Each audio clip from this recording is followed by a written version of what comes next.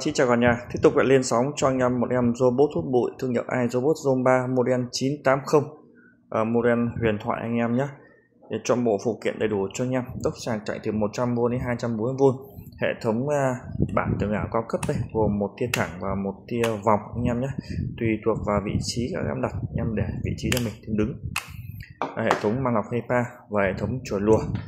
Model 980 là model cao cấp nhất của dòng series đầu số, và model này thì được ra đời từ năm 2010 đến 2016, và con này là bản 2020, là bản huyền thoại và hãng đã sản xuất lại anh em nhé, vì nó chạy quá bền, quá khỏe và nó rất là lành. Anh em nào mà đã chơi dòng robot, đặc biệt là iRobot Zone 3 thì biết dòng này anh em nhé. Hình thức thì con này hàng đấu giá lướt, thời gian sử dụng tầm hơn 50 giờ một chút các bạn nhé, tức là tầm 90%. Đây hệ thống camera để nó sẽ ánh xạ lên phần trần nhà để nó sẽ định vị được cái vị trí đã đi qua hoặc chưa đi. Phím dừng và chạy, hệ thống chở đốc sạc và chế độ support là chế độ quay tại chỗ. Khi bạn bấm phím này, bạn đặt xuống vị trí bật ấy, nó sẽ quay trong vòng đường kính là 1 mét các bạn nhé. Nó chỉ chuyên chạy vị trí thôi. Phần cản trước các bạn nhìn này, quá xuất sắc và đẹp luôn. Đây là phía mặt sau của máy thì nó gần như mới luôn các bạn nhé, khoảng 99%.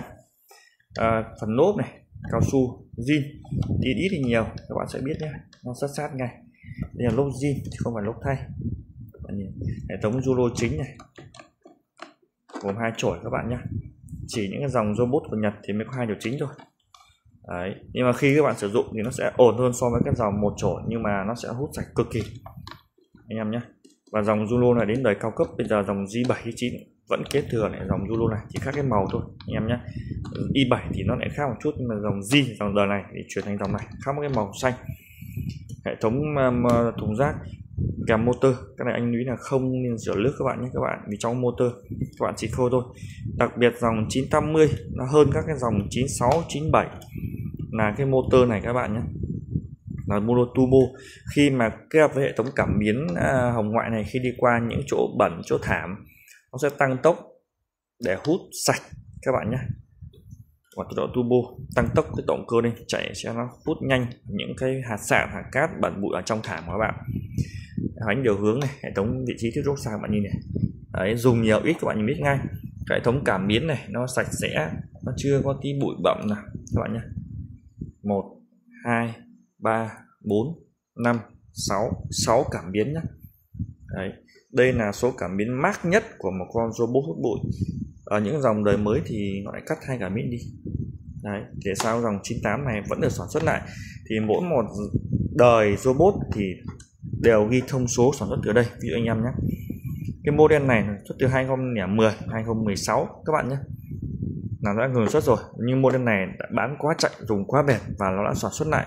Và con này đời 2020 và hiện tại đang sử dụng cho anh em là 50 giờ để anh em yên tâm sử dụng thôi. Mua này thì có cứ ăn chắc mặc bền, yên tâm ngủ thôi.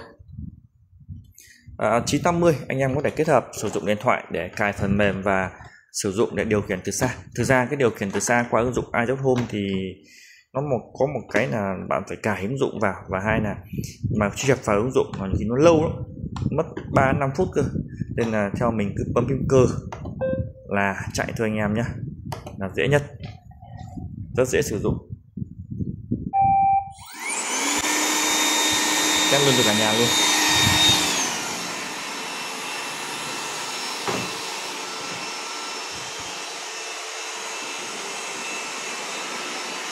Với thời lượng pin, dòng 980 là dòng pin cao cấp, pin 8 cell các bạn nhé, là dòng pin nhiều nhất trong tất cả các dòng robot hút bụi, kể cả đời mới giờ không có nào 8 cell dòng 98 này.